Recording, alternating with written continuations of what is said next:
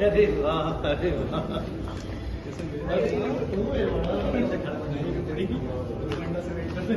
Hello, कैसी हो?